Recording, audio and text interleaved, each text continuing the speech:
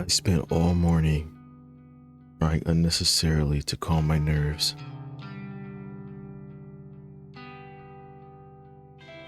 I'm anxious about finding out whether my latest victim has perished. It's afternoon now, so the time written on his photo has passed. If my work was successful, I should know soon enough.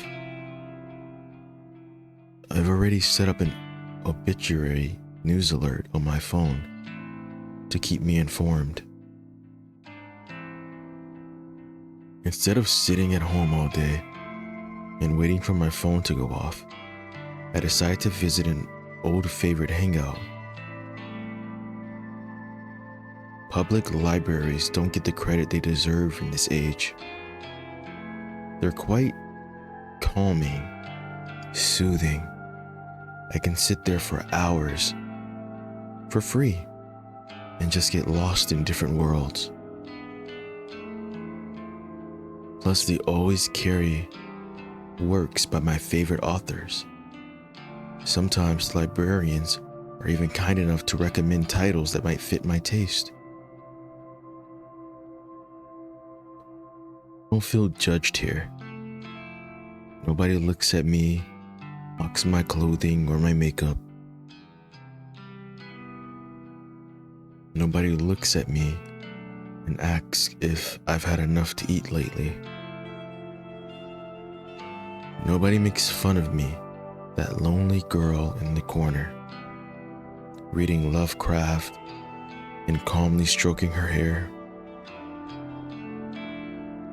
Every so often, I put my book aside and check my phone, out of habit. Still no alerts. Have I miscalculated something? Did my latest photo not look convincing or damning enough to inspire suicide or murder? I find myself growing increasingly anxious and impatient. Cthulhu, huh? You a Lovecraft nerd? I blink twice and look up at the strange man standing over me. Huh?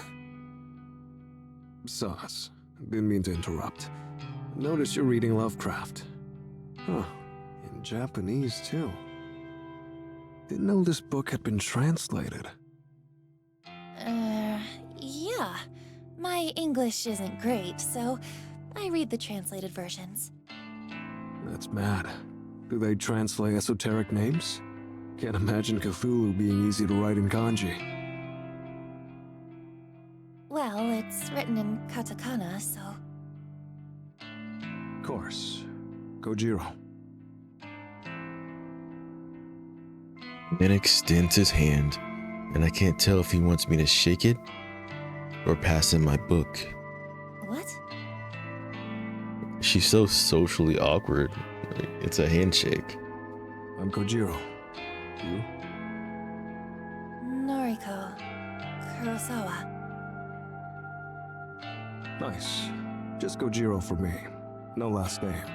Call me Koji. You don't have a last name?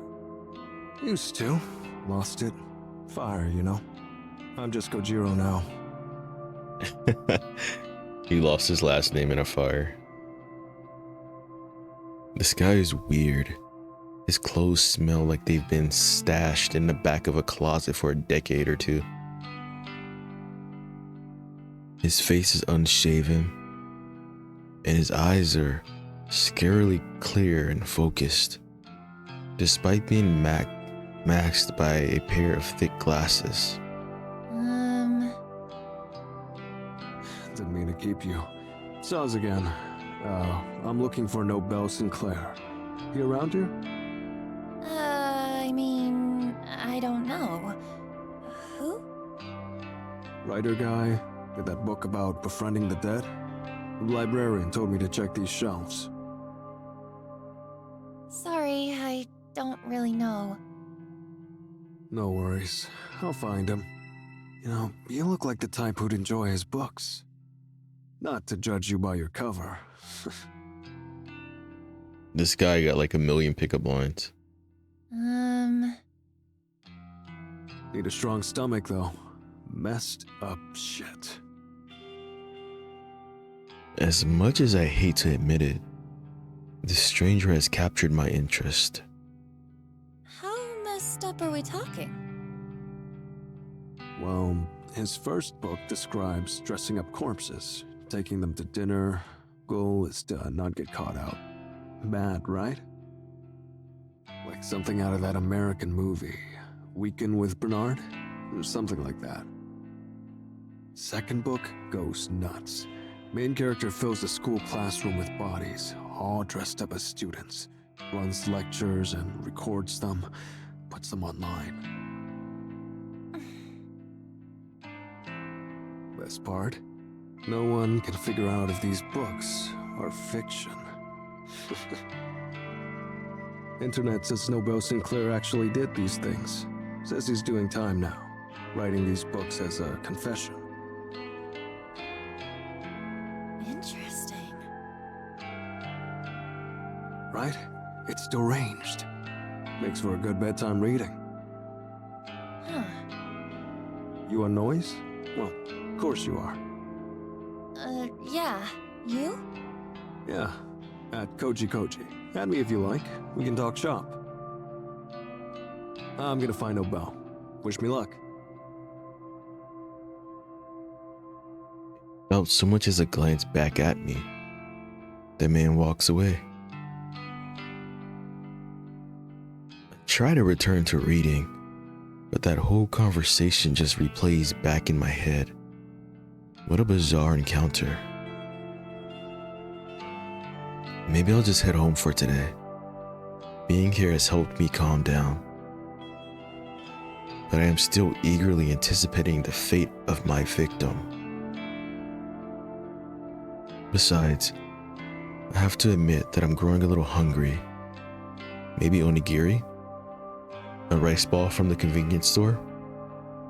It'll tide me over till tomorrow.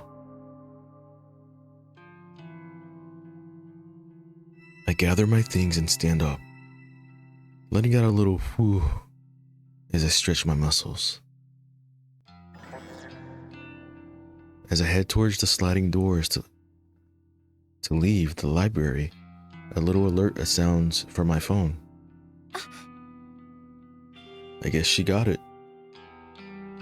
This is it. My phone is in my hands in less than a second. The screen unlocked and the obituary page loading before my eyes.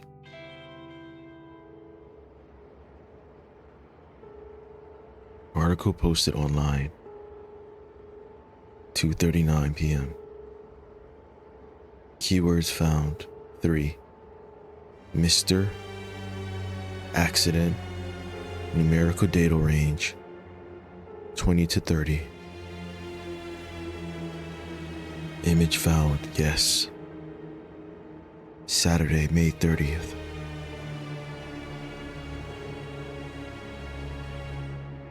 Mr. Eiichi Honda, 22 of Tokyo Prefecture, was pronounced dead this afternoon at a traffic intersection. Coroner's office reports that Mr. Hanada was involved in a traffic accident. No other casualties have been reported. Mr. Hanada is survived by his fiancée, who wishes to remain anonymous. A funeral service has not yet been arranged. View attachment? I quickly load the attachment and can't believe my eyes. It actually worked. Again.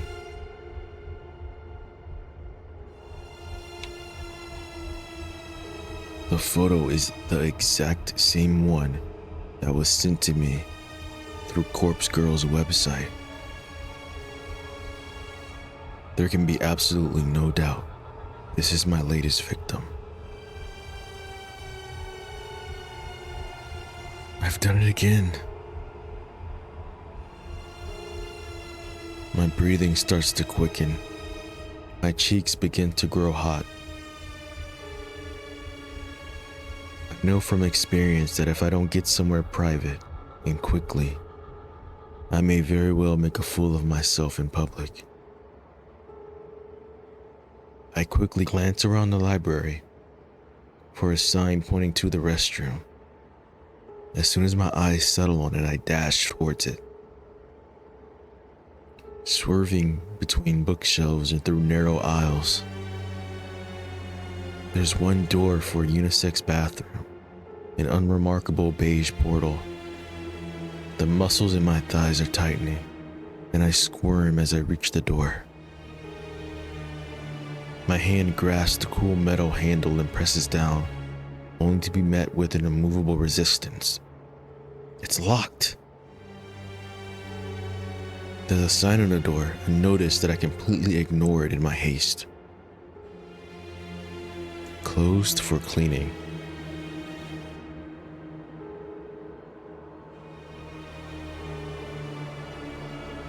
Shit!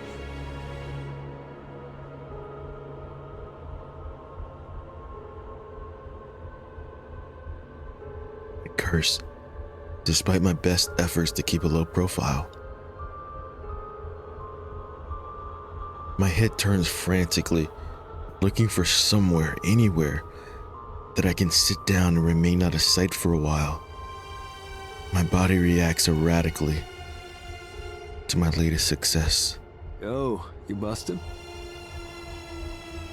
This guy again.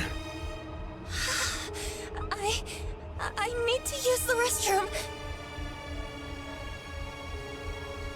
I hope you can't tell that my expression on my face is not one of desperation to use the facilities. On it. To my surprise, Kojiro strides up to the restroom door and begins to slam his fist against it. Hey, cleaning time is over. Get out of there. I hear a panicked yelp from within. Kojiro's commanding voice was more than a little intimidating. Within seconds, a terrified old woman emerges. She wheels her cleaning trolley around us, bows quickly, and disappears from sight. All yours. About to hold it. Thanks. This girl is something else. I dash past Kojiro, unable to believe what is happening here. I slam the door behind me and slip into the cubicle.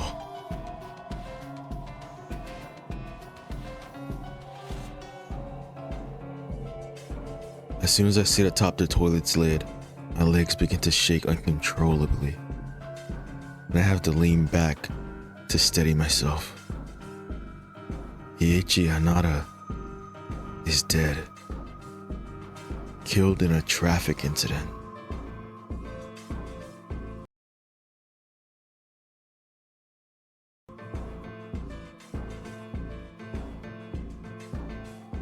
I mean anything, but I'm willing to bet it that I caused his death. After seeing the photo of his dismembered corpse, he might have purposely crashed his car. Or perhaps someone else rammed his vehicle, intent on murdering him on behalf of Corpse Girl. I still don't know how my powers work. I don't know why these victims end up dead.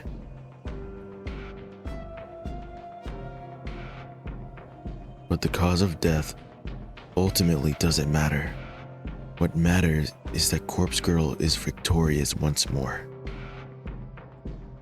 I find myself panting and squirming, struggling to restrain myself. My vision fogs and my knuckles clench. With barely a fanfare, I begin to cool down all of a sudden. Just like that, the overwhelming urge to explode simply flutters away. Huh? My breathing regulates. My legs solidify. and wrist firmly on the ground. This experience wasn't nearly as staggering as last time. Maybe because I was so confident that this victim would die. My body already prepared itself? She sounds almost disappointed. Have I already become desensitized to my ability to wield death itself?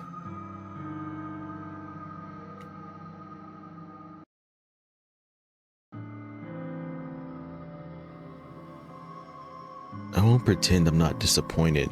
See? That exhilarating feeling I experienced last time. The complete and utter loss of control was addicting. I craved experiencing it again.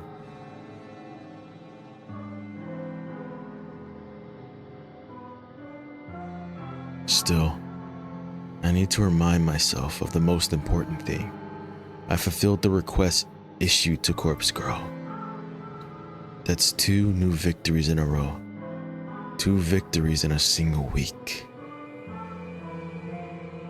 As long as the requests kept coming in, I could keep achieving my goals. I can do this. Full of confidence and feeling steady, once more, I exit the cubicle and leave the bathroom.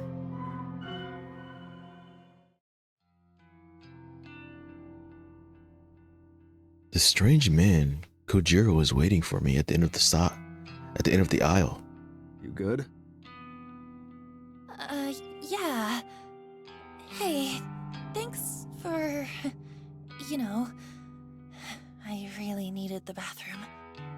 Of course. Been there. Gotta go when you gotta go. Look what I found. Kojiro holds up a book, the plain black cover. Nobel Sinclair's latest, Dazed by the Dead. It's a ripper. Oh, what's that one about? Falling in love with the dead. Read it already last year. Time for another go.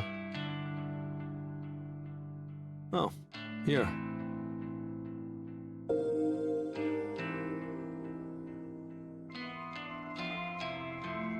Kojiro hands another book to me. This one with a brown cover. An illustration on the front depicts a field of flowers. What's this? Sinclair's first ever published work, Strange Flower. Title's nonsense. This is the one where he puts corpses in suits, treats them to meals at fancy restaurants. Loaned it out under my name. You take it. Return it before the due date. Can't risk getting fined. Oh, well, thank you. I'll be sure to read it. Sure. Send me your thoughts and noise. He's doubling down on that. Right. Be seeing you. A brief wave of his hand and he disappears behind the closet shelves. I can't really get over how peculiar he is, but he certainly is making an effort to be friendly. I turn the heavy book cover with my hands and look inside. The front cover for a publication date. 2009. It's actually not that old. Definitely not as old as the fiction I normally consume. I shrug and hoist the bulky tome underneath my arm, then make for the library's exit.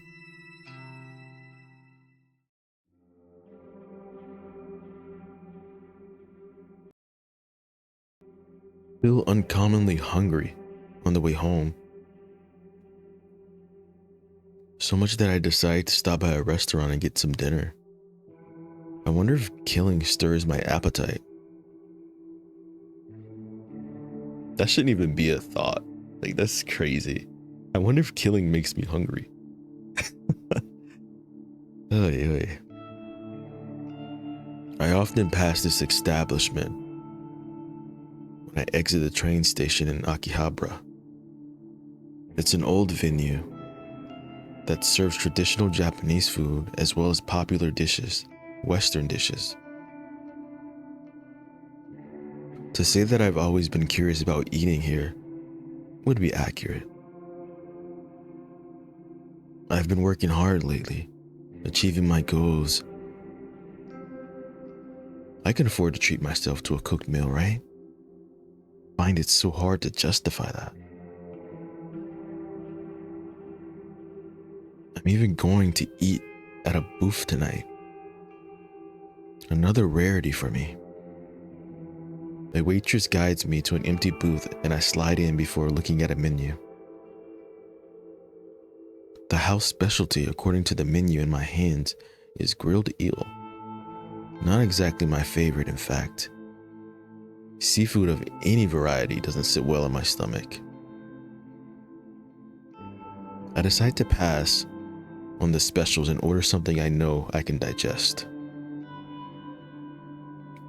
Omurice sounds good. I used to eat it a lot as a kid. Omelet, rice, ketchup. What's not to like? Plus, it's only 700 yen before tax. The waitress returns and takes my order, and I confidently point out what I like. She smiles and hurries off to the next table. Perhaps my recent victory streak has given me courage because I hardly feel awkward or anxious sitting here surrounded by people eating, drinking on all sides. I'm somewhat calm and at ease amidst the hustle and bustle of the restaurant. I almost feel like it might be nice to have company. A friend, perhaps. Aoi or even Shinya might be nice to talk to pass time with. Oh well. I do have some company. I retrieve a book from my handbag, the very same book Kojiro lent to me, and I open up the first chapter. Strange Flower. An odd, apparently meaningless title. Still, it comes highly recommended by an eccentric stranger, so it must be good. My meal arrives when I'm a few pages into the book. I thank the waitress and look up at the omurice before me. It smells good. It's presented beautifully. I can probably eat at least a quarter of this without feeling ill. I pick up a spoon and slice through the omurice, causing a puff of steam to billow up. Throwing caution to the wind, I scoop up a good amount and bring it to my mouth. It's delicious. There's no other word to describe it. The convenience store meals I normally eat can't even compare to something like this.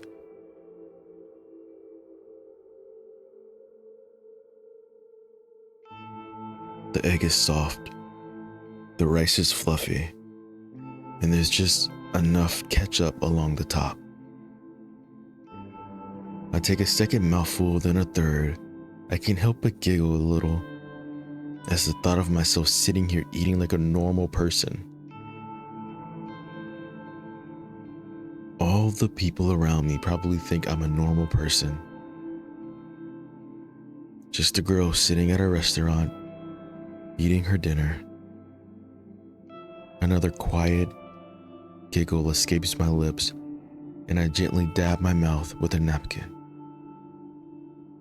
I set the spoon to the side and return to the book in front of me. The author of this work certainly is interesting. Nobel Sinclair, according to the bio inside the front cover, he moved to Japan from overseas at a young age. The book was written originally in Japanese.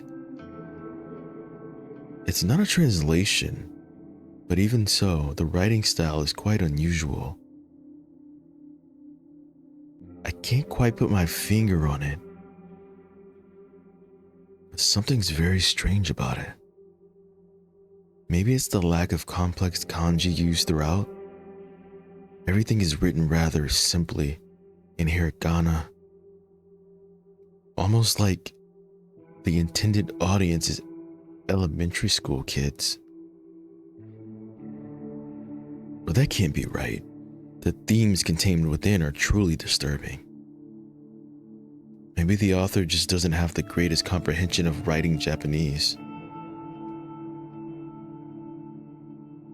It's true that a lot of adults have trouble with complex kanji. Professional authors, though, not so much.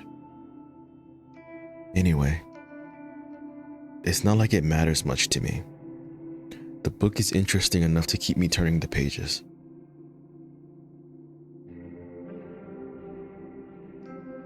I must be completely absorbed in reading, because before I know it, the waitress is politely letting me know that the restaurant is closing. So she was there all night, basically, till closing time. I nod and look at the plate of omurice in front of me. The meal has gone cold, and I only ate 3 bites. Still, I'm feeling full, and I really enjoyed what I eat.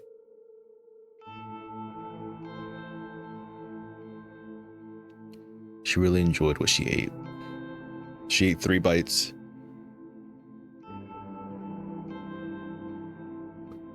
I don't even feel any added weight on my hips as I get to my feet. Why would you?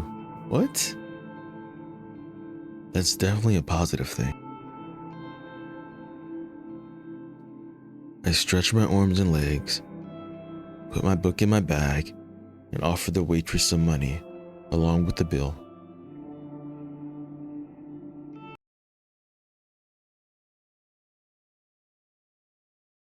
A blast of frigid night air nearly sweeps me off my feet when I step out the restaurant. If I'd known the weather was going to take a turn for the worse, I would have brought my scarf or jacket. It's the end of spring, so unpredictable cold weather is pretty rare. I guess I can't be blamed for not bundling up. Anyway, it's not raining, and I'm close to home, so it shouldn't be a problem. Head down the street and watch a few shop owners closing their stores for the night. They don't pay me any mind as I wander by. My phone bursts to life and rings out in the quiet night air. I grab it and press it close to my ear for warmth. Hello? Aoi? Noriko, hello. Is this a bad time? No, I'm just walking home. You're out at this time of night? That's not like you. I stopped somewhere to eat. What's up? You stopped to eat? Say, about the new job. What is it? I spoke to the manager at the maid cafe, but he said I can't quit. What? He said that? Oh, well, it's not up to him. You have every right to quit. Did you tell him you've landed a new job? Yes, I told him. But he said he spent so much time and money training me that if I quit now, he'll treat it as stealing from the company and he'll call the police. That's crazy. He can't do that. Like, what is this? What is this extortion? What a load of crap! Hang on. Are you at the cafe now? Yes, I just finished my shift. We're closing up. I'll be right there. I'm only a minute away anyway. I'm going to give your manager a piece of my mind. No, Noriko, you can't. Just watch me. I'll be right there. I end the call despite Aoi's objections. I can't believe how furious I am. Aoi finally has an escape route from that god-awful job, and now the manager won't let her quit? That has to be illegal. Yeah, it's like slavery or something. It's crazy. She should be able to quit. I've never met her manager, but I can just imagine his type. A self-important, wretched, greedy pig thinks he's the king of the world because he runs a shady maid cafe in the back streets. Well, I won't stand for it. People like him are the ones that should be reported to the Corpse Girl website. I'd love to target victims like that. I change direction and take up a running pace. The cool air against my face is kind of nice now that my body is warming up a little. Thankfully, there is hardly anyone around at this time of night, so I don't feel particularly embarrassed by running in public. I'm not a terribly fit person. So if it isn't long before I feel out of breath, I'm not a terribly fit person, so it isn't long before I feel out of breath. So she's out of shape. I come to a stop at the end of the street, heaving and clutching my chest. She is really out of shape.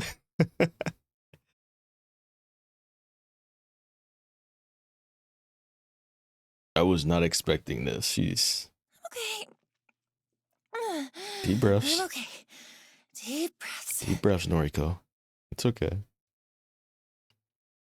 After taking a moment to collect myself, I start back up, walking briskly this time.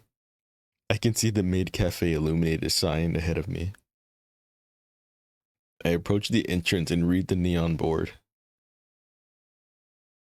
Chateau de Cristal. Welcome home, master. Drinks, just 400. Table charge, 500. Open till 10 every night. I pass the sign and reach for the door handle, just as somebody hurriedly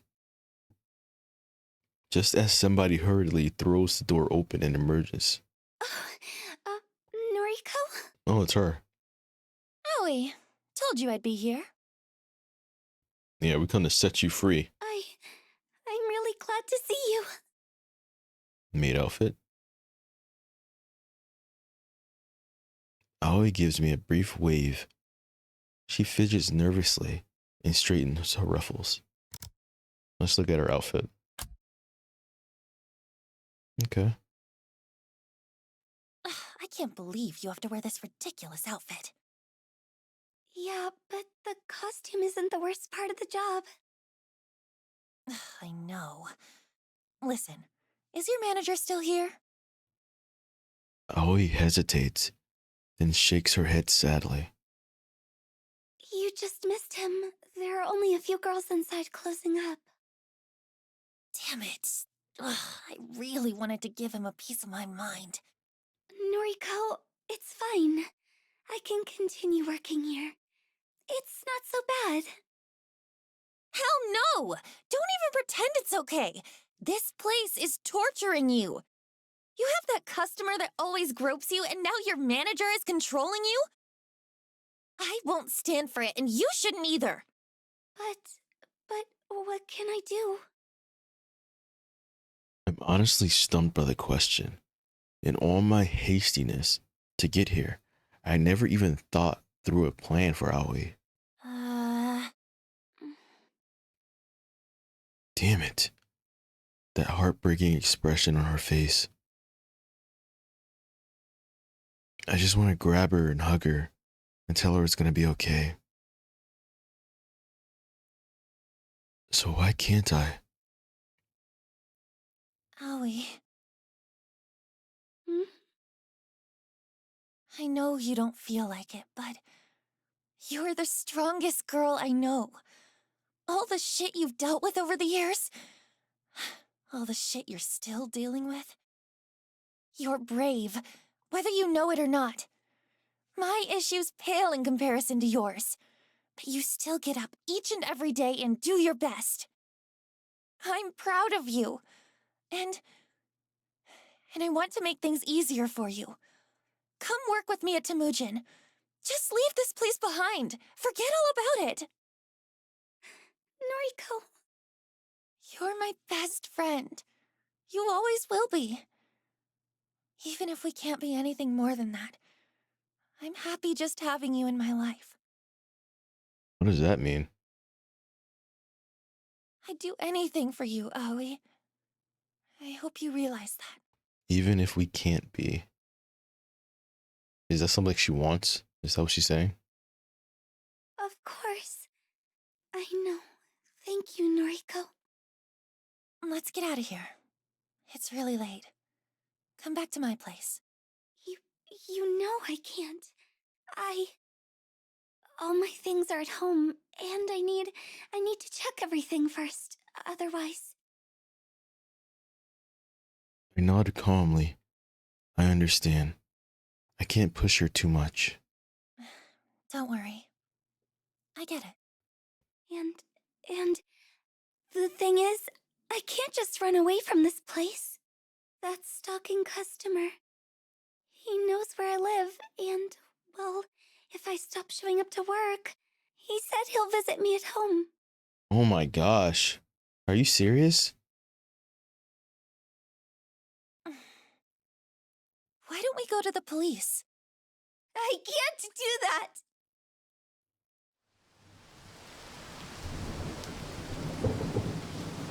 Without warning, Aoi bursts into tears, just as it begins to rain. I can't get him in trouble. I just can't. Aoi, what? What is he? He's... family. What? A gust of wind blows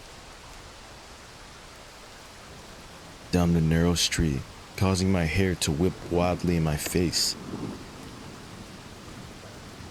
I brush it out of my eyes and mouth, only to see Aoi standing there, still, her head down. Stalker. He's... family?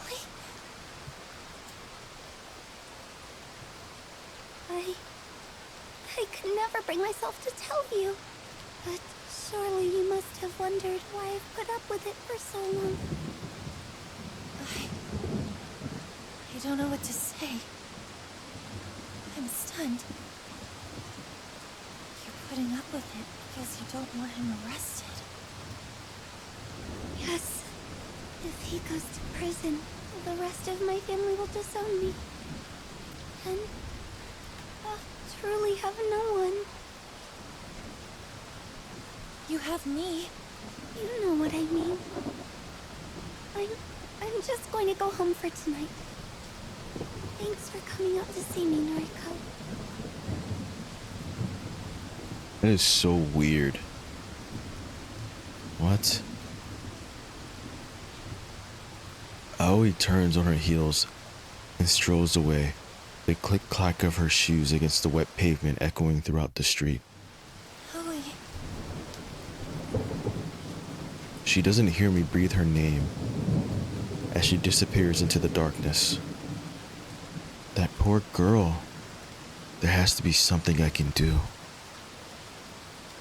Oh, we have a choice. This is like the first choice we've gotten. Alright, let's save it. Let's make 2 saves. One here, one here.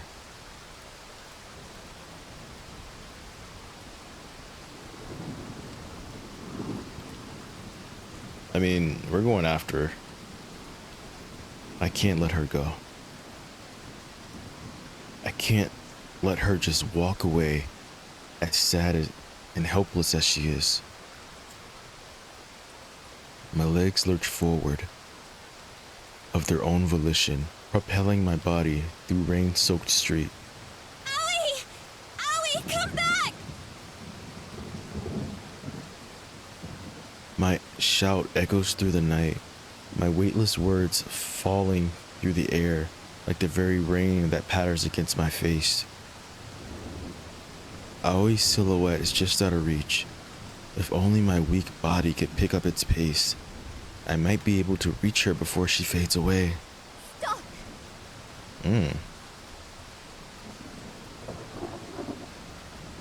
Her unexpected command fulfills its purpose. I halt, my shoes skidding along the wet ground. Aoi is closer than I expected her to be. Perhaps due to some trick of the light and rain, she simply seemed farther away to my tired eyes. Howie, please, let me help you. There's nothing to be done. Why can't you take a hint? You just never give up, do you? Do you want us to give up on you, Aoi? Is that what you want? You just want to smother me.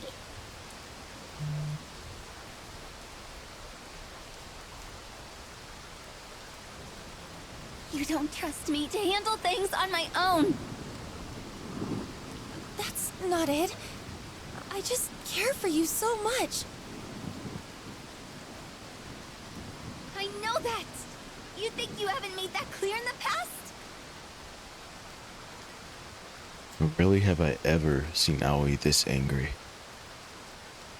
She's well past the point of being simply upset now. She's furious. Alright, listen here, Aoi. Alright? You called us crying about your manager, how you couldn't quit your job, asking us to help you. She multiple times. And she has the audacity to get this mad with us like this? Really? Have I overstepped the boundary? No. Like, multiple times in the past, she's asked us for help. And now she's like, oh, you think I can't handle it?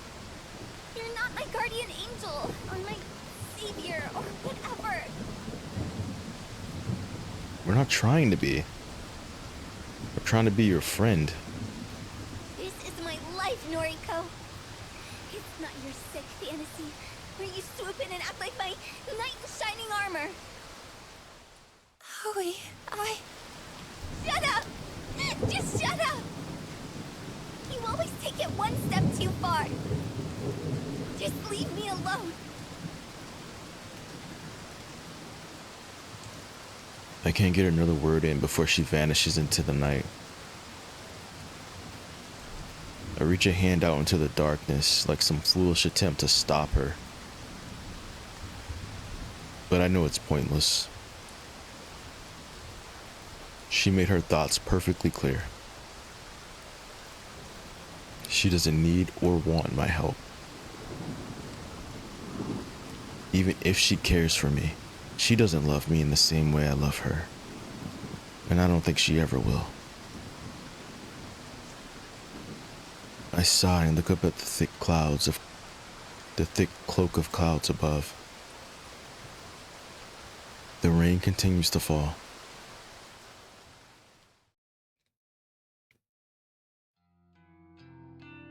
You guys know what I'm saying, right? Like, you've seen her calling us for help. Like, crying to us. That was so out of... Okay, maybe we should have gave her space, but she was just making it seem like she was going to give up. And what normal friend, you don't have to be normal, what friend would just let their friend give up like that, you know? That's crazy. Today drags on and on. Since I don't work weekends, I never really know what to do with myself during my free time. The library yesterday was nice, but I don't want to hang there again today. So far, I've spent the day reading at home, brewing the occasional cup of tea to stave off my hunger. So she is purposely not eating.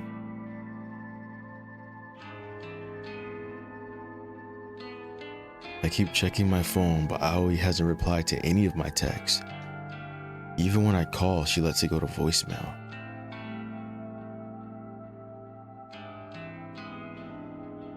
I don't even have any new requests to attend to. I was hoping I would get at least one this weekend to help occupy my time.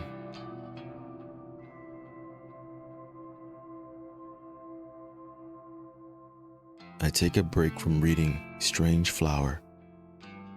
I decide to browse through noise and see what's happening in my social circle. What social circle? Though I'm not close to any of the people I'm connected to, save for Aoi, reading through their posts always lift my mood. Rather annoyingly, the first post I come across is from Tomoe. Tomomo. 9 minutes ago. Oh my gosh, I have to read this. Bitches be tripping if they think they're gonna steal my man. We thick as thieves. He getting lucky tonight. God, that's cringy, bro.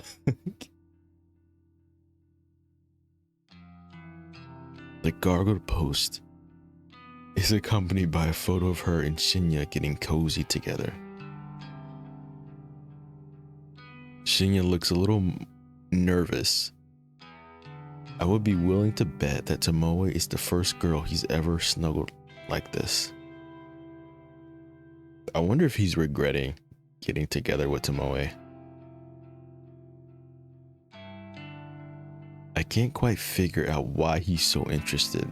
Well, excuse me. I can't quite figure out why she's so interested in him. Or why he's into her, for that matter. Oh, okay. At first, I thought Tomoe was just trying to bug me, to annoy me, by pursuing someone she thought I wanted. But surely this is taking it too far, right? Haven't I made it clear that I just don't care? As for Shinya, maybe that boy really is into the blow-up doll look. Ouch. I guess I understand him less than I originally thought.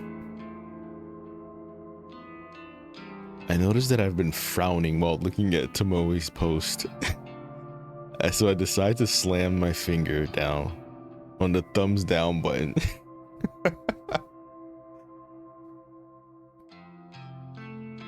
A little text box below the post now reads, "Noriko disliked it. Oh no." My frown breaks and I smirk. It feels somewhat satisfying to publicly dislike Tomoe's post. It outs who disliked it. You can't be anonymous on noise. I can imagine Tomoe's face going tomato red when she reads the notification. With a little giggle, I scroll past the post and keep browsing my feed. As expected, it doesn't take long to find a post from Shinya. It's out of character for him, but he's actually not posting about criminal cases and detective work for once.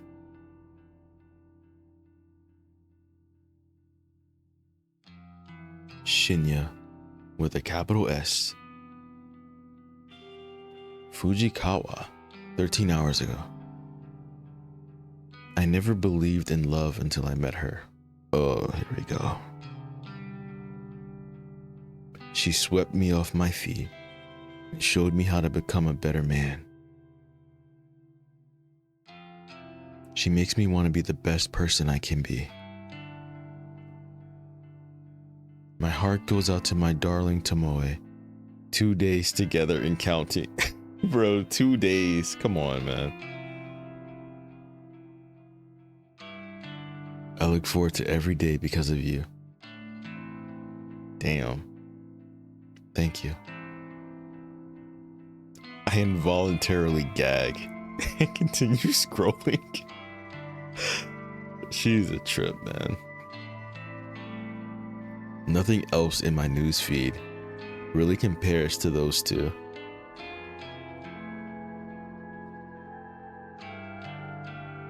My sister wrote something about her sucky job, and a few coworkers posted about how grief-stricken they were about Akane Suramaki passing away. She has a sister.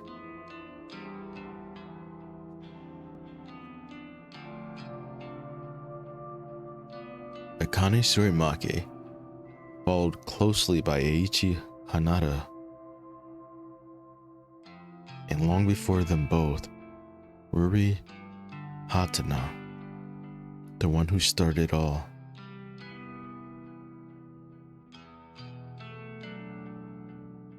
Three strangers, 3 people dead, all because of Corpse Girl. People wanted them dead, and because of that, I also wanted them dead. I won't forget their names.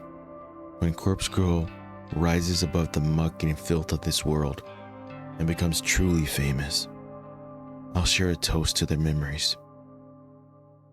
Until then, I need to trudge forward.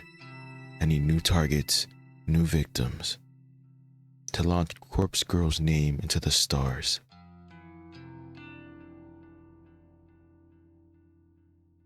If Corpse Girl's website becomes more than an urban legend, more than a rumor, whispered in the shadows, then... No. I need to take it slow. I can't get too far ahead of myself. I still need to put a lot of work in before I can attain my goal. But the only way I can move forward is if more requests come through the website. There has to be a way to promote the site. Flashy advertising is out of the question. I don't want the site looking like a gimmick people can use to simply pass the time. I need word of mouth, testimonials. So far, the site has claimed 3 victims. I need the original requesters to spread the word about how effective the website really is. Yes, that would be perfect. But I obviously can't get in touch with them now. Honestly, I doubt they'd spread the word. You know, they wouldn't want anyone to know that they're behind that. They're probably terrified that it worked. You know, panicking. Oh, what if I get caught? What if it gets traced back to me? You know?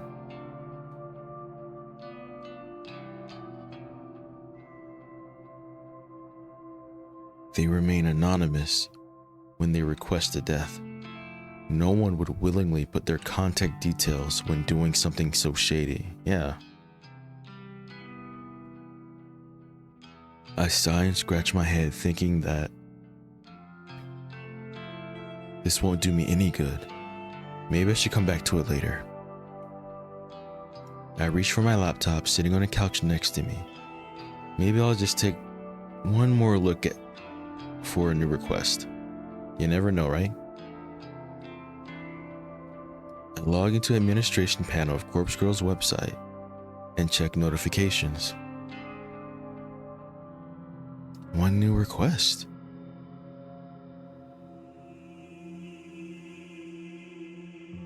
Request details.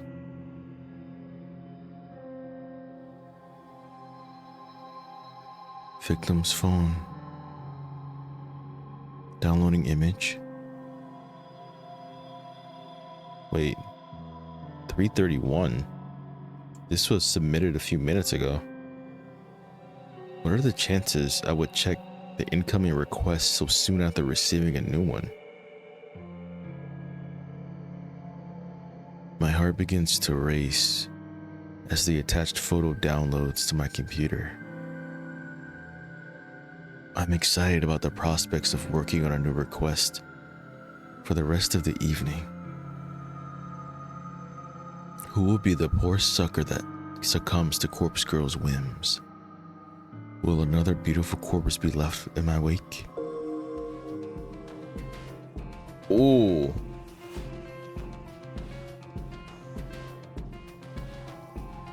My heart skips a beat and my hands instantly turn cold.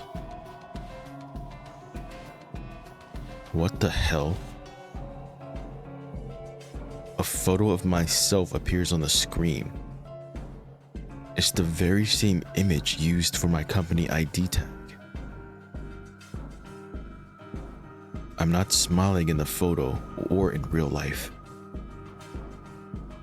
Is this some kind of joke? Somebody requested my death. Somebody requested my death.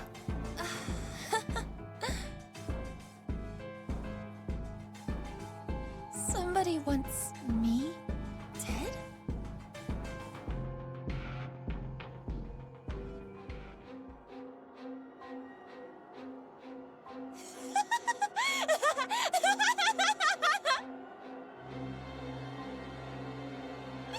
I can't believe it! It finally happened! I know exactly who requested my death! Tomoe!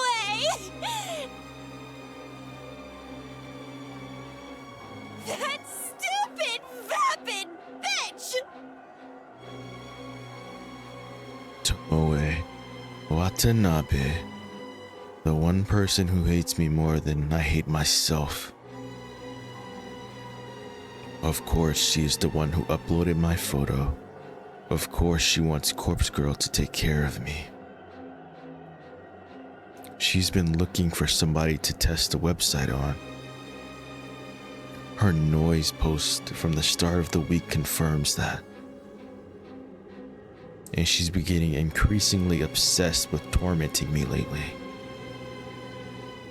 I'll be willing to bet that when I disliked her latest post, it finally triggered her to request my death. Tomoe, you brainless whore! I am Corpse Girl!